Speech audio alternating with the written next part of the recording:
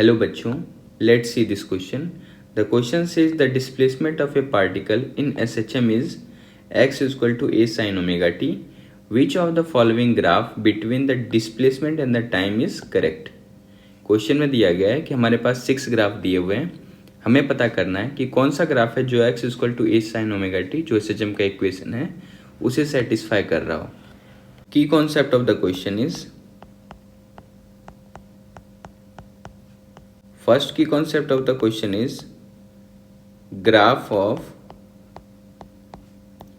y is equal to sin x. अगर आपको y is equal to sin x का graph पता है तो आप इस क्वेश्चन को इजी तरीके से कर सकते हो.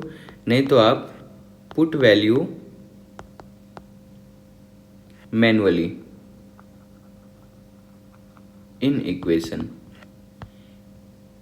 इन दोनों में से कोई भी तरीके से आपको इस क्वेश्चन को सॉल्व कर सकते हो. आप चाहो तो यहाँ पे मैं और लगा दे रहा हूँ.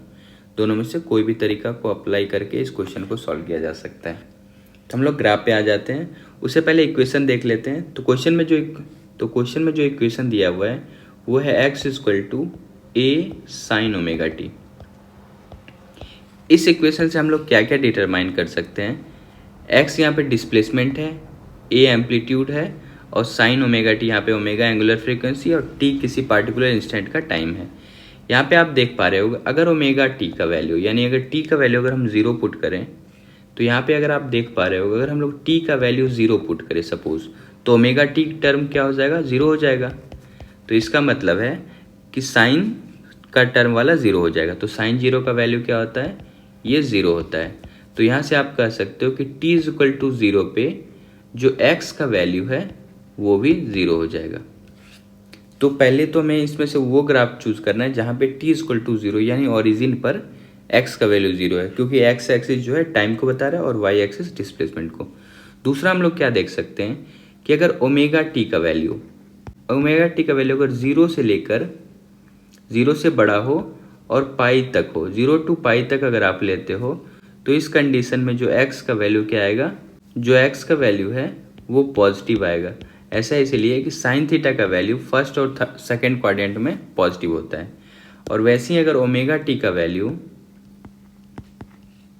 अगर आप पाई से लेकर 2 पाई के बीच में लेते हो तो इस कंडीशन में x का वैल्यू क्या आएगा, निगेटिव आएगा. वैसे भी थर्ड और फोर्थ क्वाड्रेंट में साइन का वैल्यू 0 होता है. तो बस इन तीनों जो हम लोग पैरामीटर इसमें फाइंड किए इसके हिसाब से ग्राफ देखते हैं. अगर आप ग्राफ ए देखो तो ग्राफ ए कुछ ऐसा है.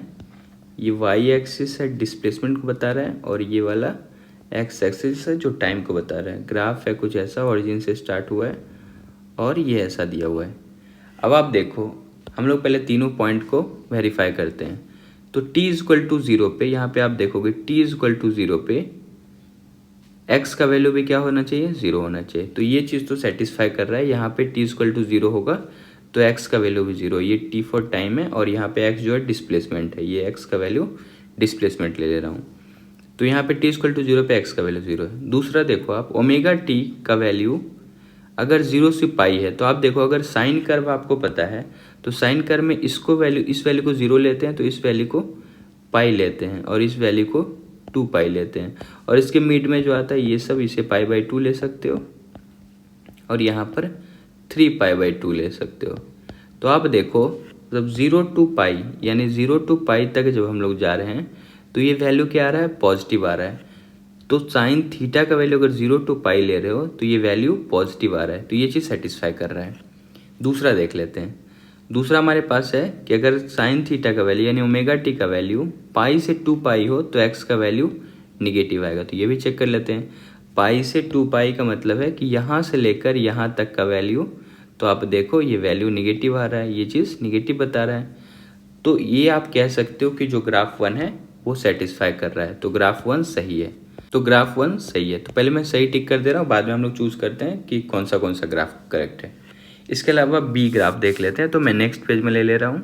बी ग्राफ कुछ ऐसा है. ये वाई एक्सिस है, ये वाला एक्स एक्सिस है. वाई एक्सिस डिस्प्लेसमेंट को बता रहा है और एक्स एक्सिस टाइम को बता रहा है. ये ग्राफ नंबर बी है.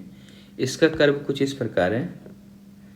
ये ऐसे स्टार्ट हुआ है और ये यहाँ पे एंड है. तो सबसे पहले हमें क्या देखना है कि t इक्वल टू 0 पे क्या x का वैल्यू 0 है। तो ये चीज़ क्या सेटिस्फाई कर, आप देखो t इक्वल टू 0 यहाँ पे होगा, यहाँ पे होगा t इक्वल टू 0, तो यहाँ पे x का वैल्यू 0 नहीं है, तो ये ग्राफ वैसे भी इनकरेक्ट हो गया, फर्स्ट कंडीशन ही सेटिस्फाई नहीं कर पाया। इसके बाद सी ग्राफ देख लेते हैं। सी ग्राफ है, सी ग्राफ में ये वाला पहले वाई एक्सिस डिस्प्लेसमेंट को बता रहा है और एक्स एक्सिस टाइम को बता रहा है, इतना मैं बना ले रहा हूँ, ये टी फॉर टाइम है। कर्व कुछ इस प्रकार है, कर्व है ये नीचे से स्टार्ट हुआ, ये ऊपर में ख़त्म है। तो सबसे पहले हमें क्या मैच करना है कि t इक्वल टू 0 पे x 0 हो रहा है, तो बिल्कुल यहाँ पे हो रहा है।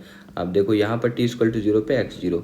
इसके बाद क्या देखना है, ये वैल्यू 0 होता है, ये वैल्यू पाई होता है और ये वैल्यू 2 पाई होता है। तो हमें क्या देखना है कि साइन थीटा का जो वैल्यू अगर 0 टू पाई लोगे तो x का वैल्यू क्या आना चाहिए, पॉजिटिव आना चाहिए। और दूसरा कंडीशन है कि पाई से लेकर 2 पाई के बीच में लोगे तो x का वैल्यू निगेटिव आना चाहिए।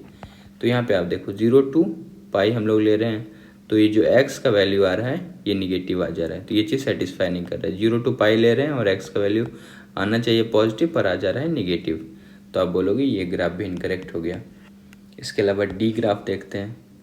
तो डी ग्राफ है, ये पहले वाई एक्सिस डिस्प्लेसमेंट है और एक्स एक्सिस टाइम है। जो कर्व है कुछ इस प्रकार है, ये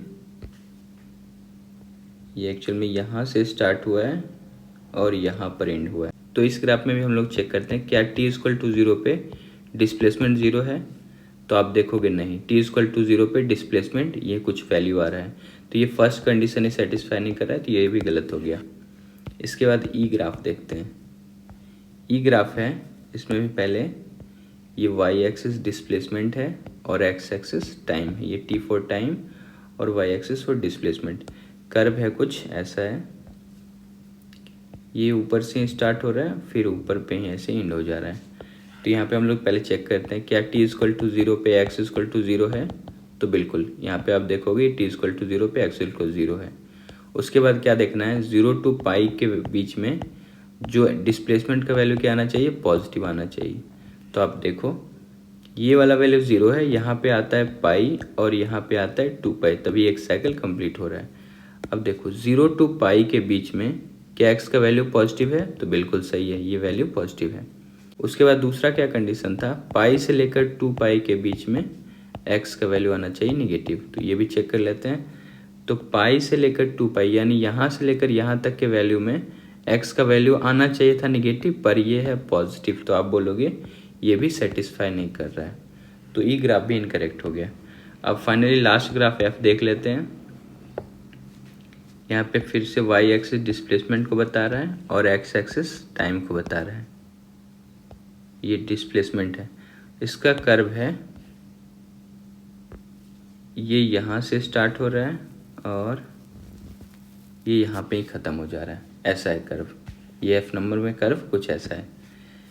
अब हमें चेक करना है क्या t इक्वल टू 0 पे x का वैल्यू 0 है, तो ये आप देखोगे फर्स्ट कंडीशन ही सेटिस्फाई नहीं कर रहा है, t इक्वल टू 0 पे कुछ ना कुछ x का वैल्यू आ रहा है पॉजिटिव में, सो ये ग्राफ भी इनकरेक्ट हो गया। सो द करेक्ट ग्राफ हमें सिर्फ एक ही मिला, graph number 1। So the correct option is option number A. Hope you understood it well, best of luck, thank you.